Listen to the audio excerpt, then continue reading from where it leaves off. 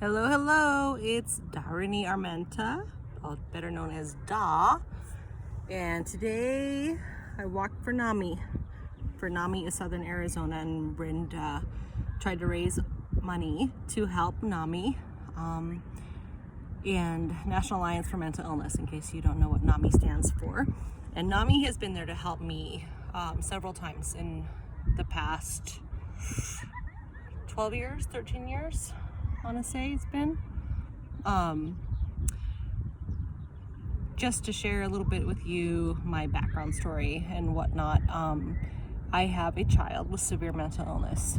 My daughter had her first psychotic break when she was 16 years old and was at the peak of her life, and I watched her completely become a different person, needless to say. Long story short is here we are 13 years later, and she is now estranged, and I have not spoken to her in almost 2 years because of the several times I have had to court order her to help her get back onto medication. So NAMI has helped me several times in learning how to cope and learning how to understand and how to be empathetic and advocate to the best of my ability, and most of all to learn how to understand that I can't fix it. So it is something I'm passionate about. They have helped many family members face the reality of mental illness and how death comes in many forms when you know somebody or have lost a child. I've lost a relationship with my child. She also happens to have a symptom that is a sort of like a sub-symptom of mental illness called anosognosia. It's a really fancy term, you have to look it up, anosognosia, but it just basically means that the part of her brain that gives her insight into herself also broke when she took herself off the medications for the umpteenth time and continued to have psychotic break after psychotic break, losing a little more of herself each time. And me desperately trying to not lose her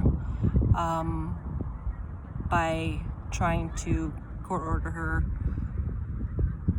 to help her be able to maintain independence, her job, her dignity, her ability to take care of herself, because each time she broke down, she lost a little bit of herself.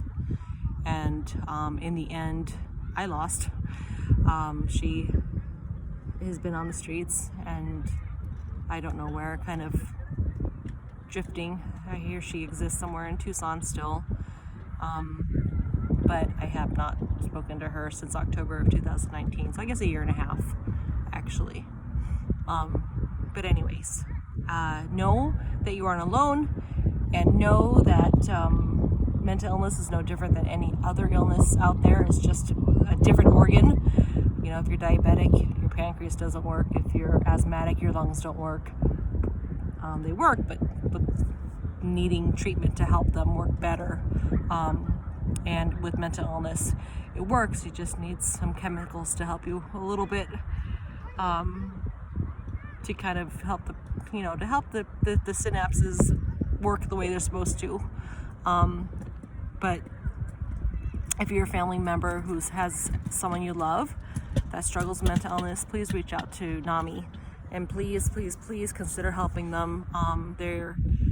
The financial situation or the state of mental health in Arizona and in Tucson specifically is horrible. I mean, my only recourse is to court order her when I see her starting to relapse, which means police involvement, and that absolutely is terrifying for her. The police really have no place, and